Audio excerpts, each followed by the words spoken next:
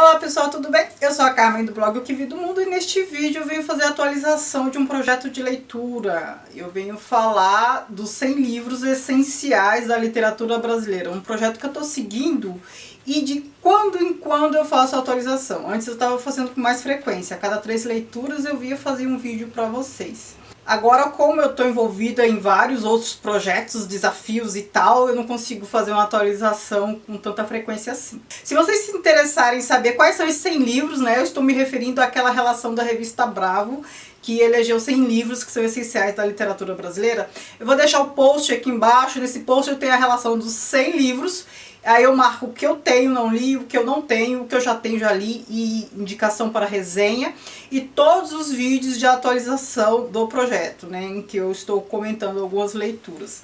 Então, a seção do post vocês também vão acessar os vídeos, certo? Inclusive este, se você for acessar lá, este estará lá. Então tá, vamos começar para esse vídeo não ficar muito longo. Dessa vez eu acumulei 6 leituras. Mas eu vou falar rapidamente, porque tem poema e tem livro que eu já fiz vídeo individualmente. O primeiro que eu li desses 6 foi Eu e Outras Poesias, do Augusto dos Anjos. O Augusto dos Anjos é aquele poeta que a gente, quando está no ensino médio, aprende que ele pertence ao período do início do século XX. É um poeta maldito, né, que ele fala, eu filho do carbono e do amoníaco e tal. A poesia dele é pesada, assim, ele vai assim, parece que no submundo, sabe? Um homem, assim, dos subterrâneos. Mas eu gostei bastante. A poesia dele é toda com métrica, com rima, e ele trata desses temas, desse nosso lado não muito bonito, sabe? Mas ele faz uma poesia com a nossa fisiologia, né? Ele não nega a nossa condição química de ser. Química no sentido negativo, de decomposição, de células morrendo e tal. E tem gente que acha mórbido, mas eu acho que não, porque a beleza no mundo, mas também existe isso que ele diz, né? E ele teve lá os motivos dele para tratar, para fazer, colocar lupa nesses aspectos que normalmente as pessoas não querem discutir ou fingem que não existe. Mas é uma poesia muito bem feita, né? Os poemas são muito bem feitos. Ele parece que está tratando, sim, de escória mesmo, né? Do que há de submundo no mundo. Se é que vocês me entendem. Dom Casmurro, sobre esse eu não vou falar, né, embora seja um dos favoritos dessa relação, não vou falar porque eu já fiz um vídeo exclusivo para ele. Eu reli esta obra pela 3ª vez e no vídeo eu estou apresentando 2 chaves de interpretação no mínimo, talvez não seja tão óbvias assim, né, falam que o livro é um duplo perfeito, ela pode ter traído, pode não ter traído. No livro há elementos para isso, eu indico esses elementos. Então, assim, quem tiver que analisar essa obra, eu cito algumas passagens aqui que podem inocentá-la, ou enfim. Deem uma olhadinha no vídeo se vocês tiverem interesse. É a Moreninha, do Joaquim Manuel de Macedo. Nessa edição aqui há 2 obras dele, a Luneta Mágica também, né? A Moreninha é só metade disso.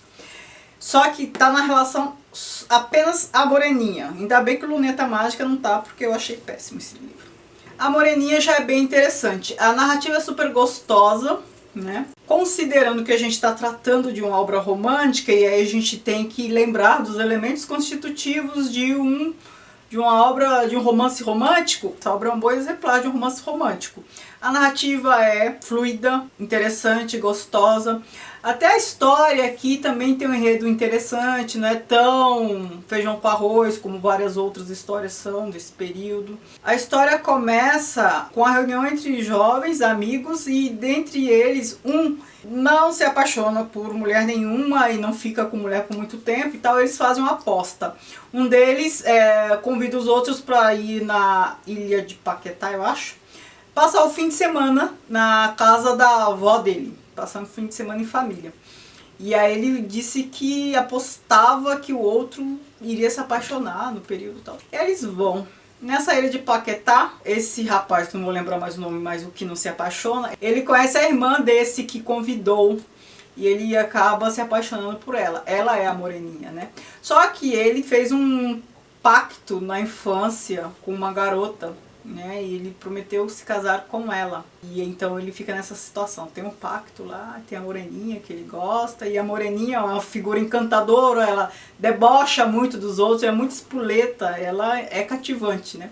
É uma história bem interessante. Eu tenho aqui Serial é Antes, do João Cabral de Melo Neto, e aqui nesse volume há vários livros do João Cabral, e um deles é Morte e Vida Severina. Essa edição aqui são 2 volumes e tem uma organização do próprio João Cabral de Melo Neto, porque ele deixou todos os poemas, todos os livros antes de Serial, neste volume, por isso que é Serial e Antes, né? Termina com Serial, e no outro volume começa com Educação pela Pedra e Depois. E aqui o que está na relação de 100 livros essenciais é Morte e Vida Severina, que é um poema lindíssimo, parece uma literatura de cordel e fala dos retirantes. É ler este poema, lembrar, pelo menos para mim, associação direta, lembrar daquelas imagens do Portinari e lembrar de Vidas Secas e lembrar de O 15 da Raquel de Queiroz, Vidas Secas do Graciliano Ramos, porque todos estão tratando da mesmíssima realidade, que é a seca do Nordeste e a situação dos retirantes.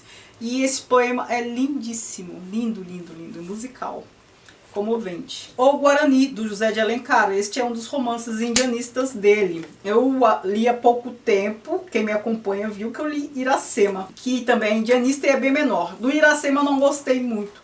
Eu gostei da história, do enredo, mas eu não gostei muito da narrativa. Eu acho que ele pecou um pouco naquela narrativa. Ele errou a mão. E narrar é algo que o José de Alencar faz muito bem. Muito bem mesmo, né? A gente pode até não gostar muito de romance romântico, de literatura do século XIX e tal, mas a gente tem que reconhecer o valor de algumas coisas. E um dos valores do José de Alencar, não é o único, é a narrativa. Ele narra muito bem. E um outro valor dele é a recuperação, né, das raízes do Brasil. Ele faz essa série indianista, ele vai buscar as raízes que não são europeias do Brasil. Então, na Iracema é a Índia com o português, o homem branco. Aqui é a Ceci, mulher branca, com o índio, né, o Peri. Eu gostei bastante deste. Aqui a Ceci e o Peri têm uma relação assim de senhora e de escravo mesmo. Não que ela o trate como escravo, ele que se faz de escravo dela. Ele a chama de minha senhora. E ele faz tudo, dá vida por ela, se necessário for, né? E ela é o anjo de candura e tal.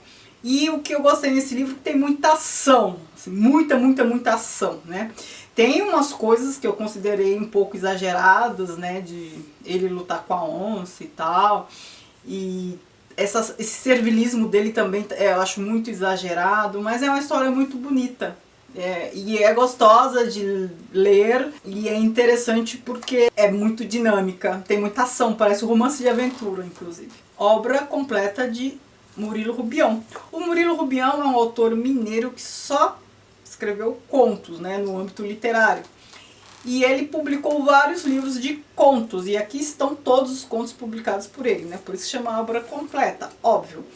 E o livro de contos dele que está na relação é o Ex-Mágico, né? Aqui estão todos. É como no caso ali do Cabral, né? É um volume que reúne tudo. Eu gostei de vários contos aqui e eu acho que teria um outro efeito se eu tivesse lido livro a livro com o espaçamento de tempo. Ler tudo de uma vez causou um outro impacto, porque aí eu achei que muitos contos se repetem, né? Parece que é o mesmo mote contado de uma outra forma, ou de forma parecida, não sei. E aí eu cheguei a confundir muitos deles, né? E o que é curioso é que eu não sei classificar Murilo Rubião. Para mim, não chega a ser realismo fantástico. Embora alguns contos se aproximam muito, ou talvez sejam, mas analisando a obra dele completa, eu acho que a gente não pode classificar como realismo fantástico, porque tem contos aqui que não acontece nada de fantástico nesse sentido, de surreal. E em algum sentido ele se aproxima muito de Kafka, aquela situação do processo, sabe? Vários contos tratam de uma situação assim, você está inserido no processo que você não sabe por quê e nem para quê, e está sendo acusado de alguma coisa, parece ter uma ordem superior, algo maior que te enreda e você fica nessa teia sem conseguir se defender. Isso acontece aqui várias vezes. Algumas outras coisas não chegam perto do maravilhoso ou do fantástico. E outros contos são assim, situações sem sentido, mas que não é necessariamente surreal, né? Tem tanta coisa sem sentido, eu vivencio tanta coisa sem sentido cotidianamente que eu acho que eu poderia escrever crônicas ou contos, né? E eu acho que não seria fantástico, não. É a vida real. Então, e ele capta, né? Teve sensibilidade para captar muitas coisas assim, acho que do cotidiano, né? Funcionário público tem essa facilidade, eu acho. Lida com tanto absurdo. E é isso que ele faz, né? Dizem que ele se aproxima do Garcia Marques. Um conto ou outro, eu acho que ele se aproxima mais do Kafka do que do Garcia Marques. Eu também percebi semelhança com o Ítalo Calvino em alguns contos, né? Então, assim, percebam que é difícil classificar e também não há necessidade de classificar coisa alguma, né? A gente fica com essa mania de querer colocar tudo em caixa. É o que é e pronto, a gente gosta ou não. Eu gostei.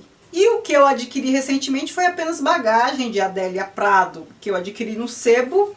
Eu ainda não li, mas vou ler brevemente. É um livro de poema, de poesia. Essas foram as minhas leituras para o projeto de 100 livros essenciais da literatura brasileira. E assim que eu tiver juntado mais um montezinho, alguns tantos, eu venho atualizar o projeto para vocês, tá bom? Muito obrigada por assistir. Comente se você já leu alguma dessas obras, se gostou, não gostou, enfim. O que vocês querem que eu leia, que eu ainda não li. Dê uma checadinha lá no post que eu vou deixar aqui embaixo. Veja que eu ainda não li, qual é a preferência que vocês têm que eu leia, enfim. Interajam comigo e muito obrigada.